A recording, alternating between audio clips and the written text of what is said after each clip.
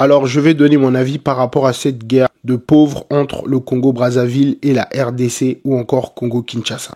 La plupart des personnes qui font des débats dans les lives, TikTok, Instagram, Facebook ou autres, vous remarquerez bien que ce sont des personnes qui ne vivent même pas au pays, en Afrique.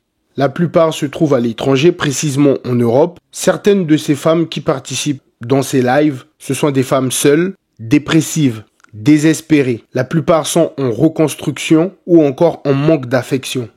Certains de ces hommes sont irresponsables, qui n'arrivent même pas à se faire respecter par leurs propres gosses. La plupart ne prennent même pas le temps d'éduquer leurs gosses, car ils passent leur temps dans les lives. Ils n'ont pas le temps d'aider leurs gosses à faire leurs devoirs, ou encore lire un livre aux enfants avant de dormir, transmettre aux enfants un héritage culturel et solide. Ils préfèrent passer leur temps dans les lives, dénigrer les pays des autres. La plupart se plaignent du racisme en France, tandis qu'entre Africains, ils sont xénophobes. Vous remarquerez que la plupart de ces personnes qui font ce genre de débat stérile ne bénéficient même pas des ressources de leur pays respectif.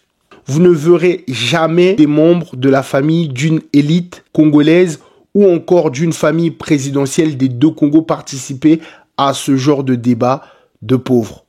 Nous sommes deux peuples frères, certains d'entre nous sont issus de ce métissage. Ils se revendiquent, je suis Congo-Brazza, je suis Congo-Kinshasa. Demandez-leur, qu'est-ce qu'ils font pour ces pays? Est-ce qu'ils ont déjà fait des dons dans des orphelinats? Est-ce qu'ils ont déjà lancé des entreprises?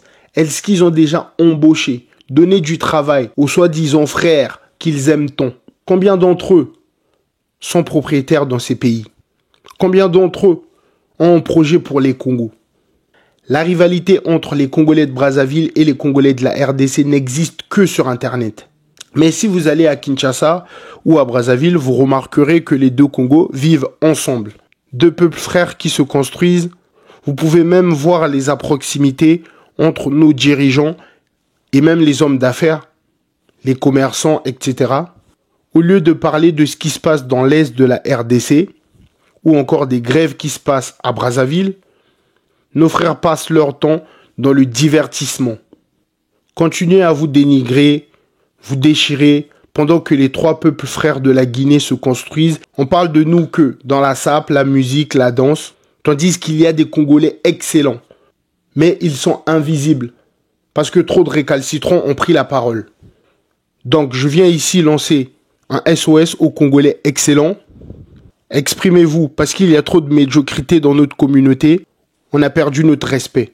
Donc, chers frères et sœurs congolais, merci d'arrêter de dénigrer nos deux beaux pays dans vos lives d'affamés. C'est le moment de prouver à tout le monde que nous sommes un peuple intègre, que nous avons une dignité et une réputation à protéger. Vos comparaisons bidons ne feront pas avancer la cause.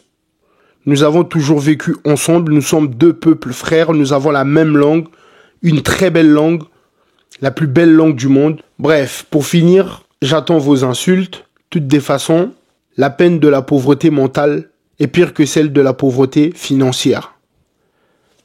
Merci.